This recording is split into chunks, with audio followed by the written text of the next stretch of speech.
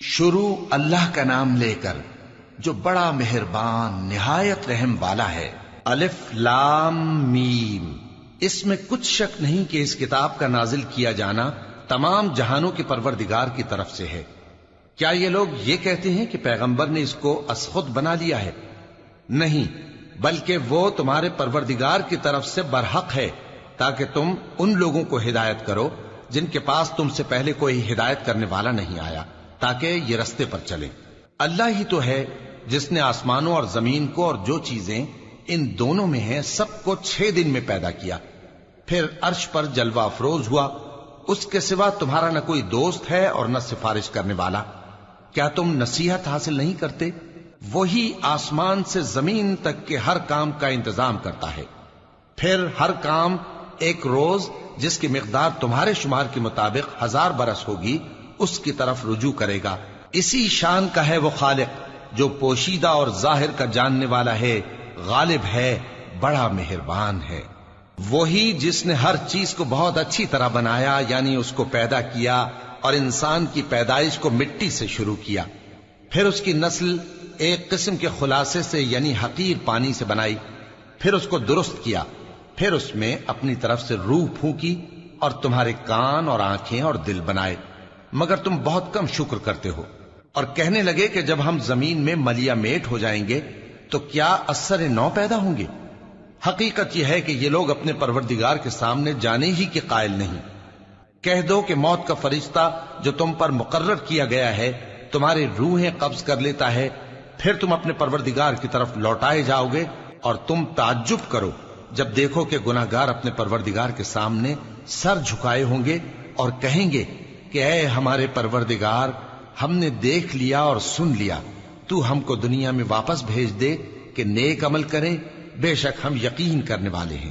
اور اگر ہم چاہتے تو ہر شخص کو ہدایت دے دیتے، لیکن میری طرف سے یہ بات قرار پا چکی ہے کہ میں دوزخ کو جنوں اور انسانوں سب سے بھر دوں گا۔ سو اب آگ کے مزے چکھو، اس لیے کہ تم نے اس دن کے آنے کو بھلا رکھا تھا۔ آج ہم نے بھی تمہیں بھلا دیا ہے، اور جو کام تم کرتے تھے ان کی سزا میں ہمیشہ کے عذاب کے مزے چکتے رہو۔ ہماری آیتوں پر تو وہی لوگ ایمان لاتے ہیں کہ جب ان کو ان کے ذریعے نصیحت کی جاتی ہے تو سجدے میں گر پڑتے اور اپنے پروردگار کی تعریف کے ساتھ تسبیح کرتے ہیں اور غرور نہیں کرتے۔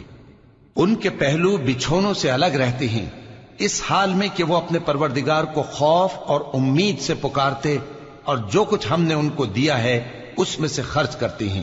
سو کوئی شخص نہیں جانتا کہ ان کے لیے کیسی آنکھوں کی ٹھنڈک چھپا کر رکھی گئی ہے، یہ ان اعمال کا صلہ ہے جو وہ کرتے تھے۔ بھلا جو مومن ہو وہ اس شخص کی طرح ہو سکتا ہے جو نافرمان ہو؟ دونوں برابر نہیں ہو سکتے۔ جو لوگ ایمان لائے اور نیک عمل کرتے رہے ان کے رہنے کے لیے باغ ہیں، یہ مہمانی ان کاموں کی جزا ہے جو وہ کرتے تھے، اور جنہوں نے نافرمانی کی ان کے رہنے کے لیے دوزخ ہے۔ جب چاہیں گے کہ اس میں سے نکل جائیں تو اس میں لوٹا دیے جائیں گے، اور ان سے کہا جائے گا کہ جس دوزخ کے عذاب کو تم جھوٹ سمجھتے تھے اس کے مزے چکھو، اور ہم ان کو قیامت کے بڑے عذاب سے پہلے دنیا کے عذاب کا بھی مزہ چکھائیں گے، شاید وہ ہماری طرف لوٹ آئیں۔ اور اس شخص سے بڑھ کر ظالم کون جس کو اس کے پروردگار کی آیتوں سے نصیحت کی جائے تو وہ ان سے منہ پھیر لے۔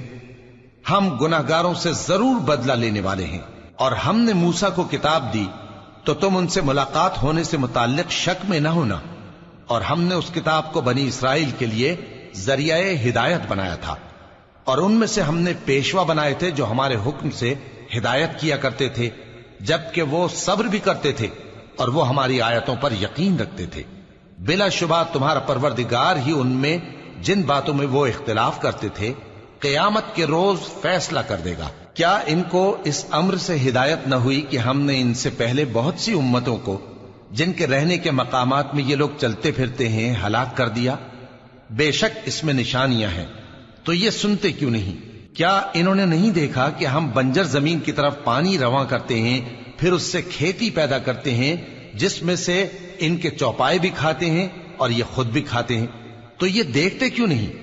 اور کہتے ہیں اگر تم سچے ہو تو یہ فیصلہ کب ہوگا؟ کہہ دو کہ فیصلے کے دن کافروں کو ان کا ایمان لانا کچھ بھی فائدہ نہ دے گا، اور نہ ان کو مہلت دی جائے گی، تو ان سے منہ پھیر لو اور انتظار کرو، یہ بھی انتظار کر رہے ہیں۔